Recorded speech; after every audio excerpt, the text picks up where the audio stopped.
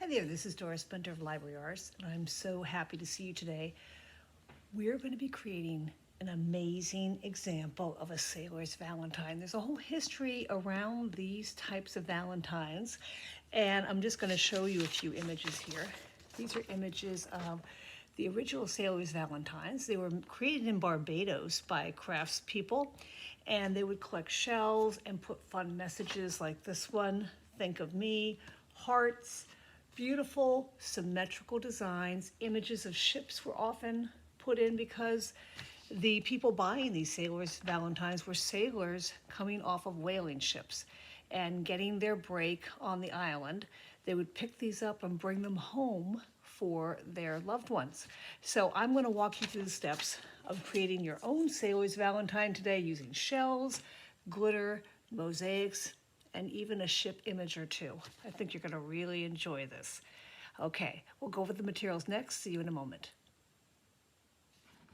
Let's get started by going over the materials. The first thing you're going to need is canvas. I have a square canvas that measures approximately 8 by 8. I've already put on a heart shape, but you could always draw your own if you wish. You're going to have shells. You're going to have a bag with Mardi Gras beads, maybe a little seashell shape or starfish glass shape, some gems, maybe a little sea star or two, bag of some fun, interesting mosaic tile pieces that you could choose to incorporate or not. You're going to need glue and a craft stick, glitter, black paint, a little bit of Mod Podge. Now, in order to work with all that, you're also going to need a paintbrush and a water cup. I like to keep a paper towel nearby. You're going to have a couple images you can choose from to potentially incorporate into the Sailor Valentine to make it feel like from that time period. And of course, scissors nearby. And I think that's about it. So in the next video, we will start putting all these supplies together to create your own unique Sailor's Valentine. So let's go ahead and get started. I'll see you in a moment. For the next step, you're going to want to take your materials and play around with them. I'm going to use my Mardi Gras beads to outline my heart, so I have those set out. I looked at the images I had to choose from, and I liked this arch image, so I did a careful cutout of that picture. So I'm putting that in the center, sort of pointing up to the little piece of the heart there. And then I took some of my mosaics, some of my shells. I'm thinking about going around the edge of the picture like that. I could always incorporate a few more shells or mosaic pieces in here, like maybe I'll put one there, maybe I'll take a shell, and I don't know yet. It's sort of like you're going to figure it out as you go. So once you get an idea of what you like, just sort of a rough idea, take all those pieces off. I'm going to put these 3 over here to remind me of what I wanted to do with them.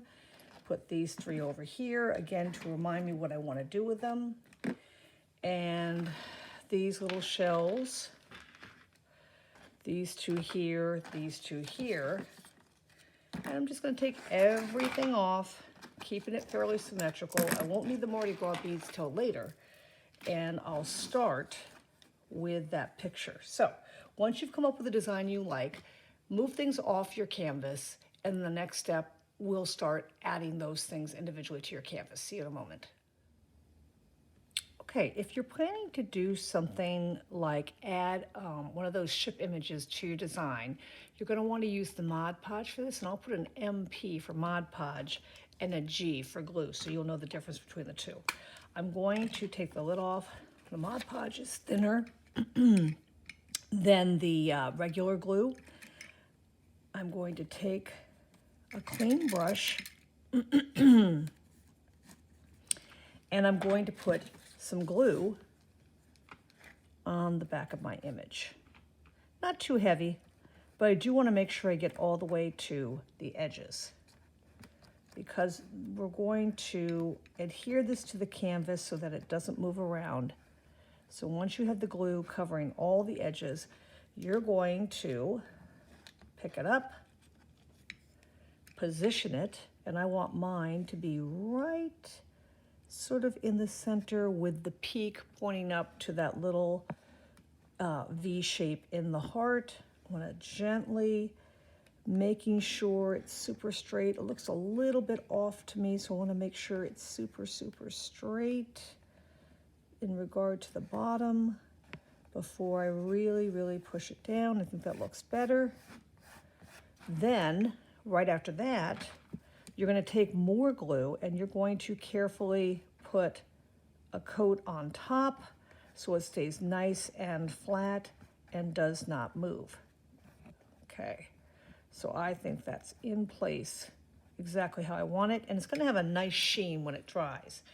Now, after that, I have decided that I'm going to add a rim of these mini shells to frame out my image. So this is where I'm actually going to go to my glue cup, and if you have tape on it, that was put there just to make sure the glue would not open if it was being transported, which sometimes these come as a take-a-make kit, and if it is a take-a-make kit, this is going to help you, okay? So I'm going to take that off, I'm going to take some glue, and I'm just going to put a nice thin line of glue with my glue stick around the edge of my image. I'm going to do this first, and then I'm going to end up filling the rest of the heart with glue. So let me just do this first so I can make sure I have a nice clean edge. Just like that, using the tip, a little bit of glue at a time. Come all the way up here. And then once you've done that, you can actually go ahead and fill the rest of the heart with glue, because we are going to be gluing everything down.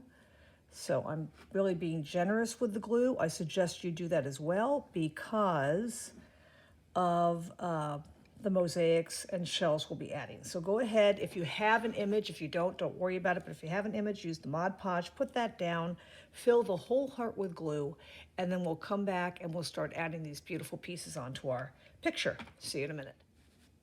Okay, so my design is finished. I actually found a couple little sea stars that I added also, and I feel like it really does have that feeling of a sailor's Valentine where it's about loved ones being away on ships, and there's a symbol of a ship, and there's beautiful shells and mosaics and everything I want for this design. So this is a really fun part. One of my favorite parts is adding the glitter. So the glitter is going to act not only as a decorative element in your design, is acting as a bit of a filler for all that white space you have. So what I want you to do, especially if you have an image in the center, is be very careful not to put glitter there. It is dry. I can touch it. I'm not getting glue in my hand, so that's good. But I don't want glitter to get really stuck in that area. The other thing is have a paper towel underneath your work so that when you shake the excess glitter off, you're going to be able to recapture it in your cup and save it if you need to touch up an area or you want to use it for a future project. So I'm going to start generously pouring the glitter lightly. And if I run out for some reason, I'm going to collect the extra and I'm going to use it again. I'm going to capture it with my paper towel. And actually it looks like I have just about enough. Again, I'm trying to avoid the center because I don't want it to go in there. Look how gorgeous that looks with all that blue. Look for any areas you may have missed because you couldn't see them. You can turn your canvas around and say, what did I, over here, for instance, by that shell, over here a little bit, a little over here on the edge of that mosaic piece, and pretty good. I think I got maybe a little bit more in there, a little bit more around this shell, and that's pretty good. So you're gonna have this really gorgeous glittery surface that you're gonna want to now turn and tap off the extra glitter. And you're gonna collect a lot, believe me. Now, you can go back and see where you may have needed to put a little extra glitter in. Maybe some of it fell off when you were doing it, but now I have this beautiful design. I love the way the sea stars pop out. I'm going to set this aside for just a minute. Now I do see glitter here in the middle, but I'm going to brush that off with a dry brush shortly, and I think it's going to look amazing. So what to do about all that glitter? I don't want to waste it. I want to save it. So I'm going to pick up my paper towel. You may have seen me. If you've watched my videos before, you know how easy it is to collect it if you have a paper towel or even a foil sheet.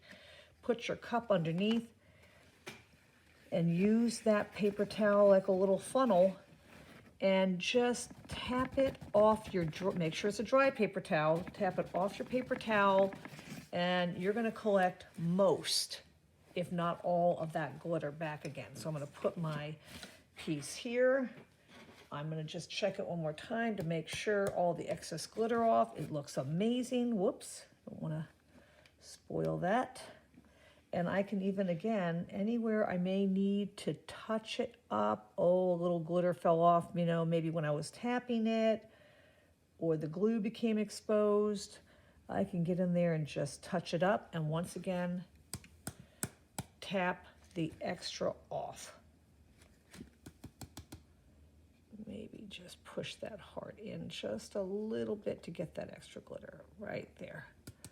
Or if you see a spot you maybe have missed and didn't get enough glue on, you could always go back and add a little extra glue. And again, we'll do the same technique to collect the extra glitter. So go ahead and add your glitter, let it sit for a few minutes, and then we'll get on to adding the paint. See you in a minute. Welcome back. I use this dry brush to just brush off any extra glitter I didn't want to get in the way of the black glue, and also to clean my piece. But now I'm ready to do the black paint. Now, to make your paint go on better, what I have done, you first have your black paint. I'm gonna put mine right here on a piece of foil. So if you have a paper plate or a piece of foil that will keep your surface clean, that would be awesome. I also have that Mod Podge. Remember, that was the one that had the MP on it. And I'm gonna pour Mod Podge into my paint. Now the reason why I'm doing that is I want to get a beautiful shiny coat of black paint going around my canvas. So I'm going to mix that together.